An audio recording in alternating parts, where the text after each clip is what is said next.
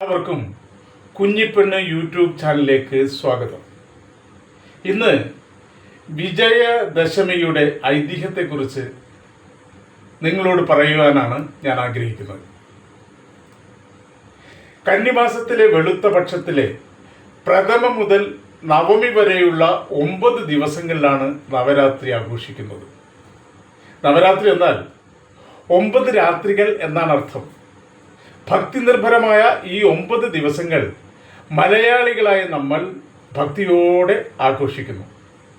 ആദ്യത്തെ 3 ദിവസം പാർവതി ദേവിയെയും അടുത്ത 3 ദിവസം ലക്ഷ്മി ദേവിയെയും അവസാനത്തെ 3 ദിവസം സരസ്വതി ദേവിയെയും പ്രധാനുഷ്ഠാനങ്ങളോടെ പൂജിച്ച് അനുഗ്രഹം നേടുന്നു.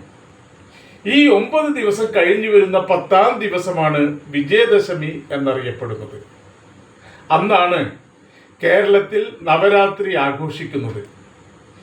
ഈ ആഘോഷങ്ങളിൽ വളരെയധികം പ്രാധാന്യമുള്ള ദിവസങ്ങളാണ് അഷ്ടമി, നവമി, ദശമി.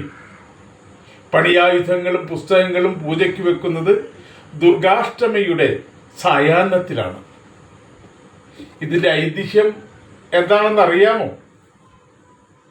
മഹിഷാസുരൻ എന്ന ക്രൂരനായ ഒരു അസുരൻ ഉണ്ടായിരുന്നു. ഈ അസുരൻ ബ്രഹ്മാവിനെ കഠിന തപസ് ചെയ്ത് പ്രീതിപ്പെടുത്തി വരം നേടി. എന്തായിരുന്നു ആ വരം?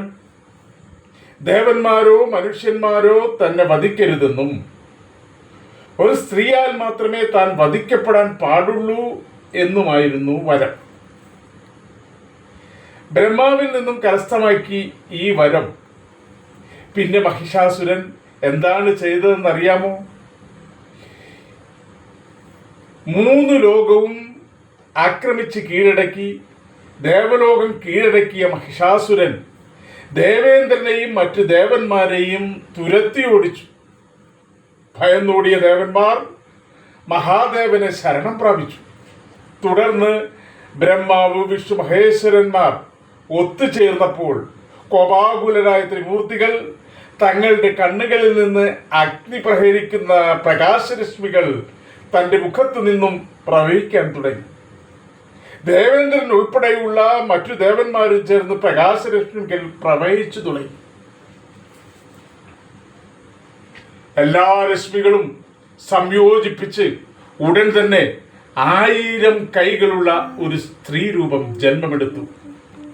അതാണ് ദുർഗാദേവി.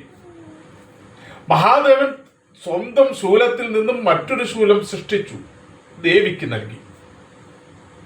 മഹാവിഷ്ണുവും മറ്റു ദേവന്മാരും തങ്ങളുടെ ആയുധങ്ങളും ദേവിക്ക് നൽകി.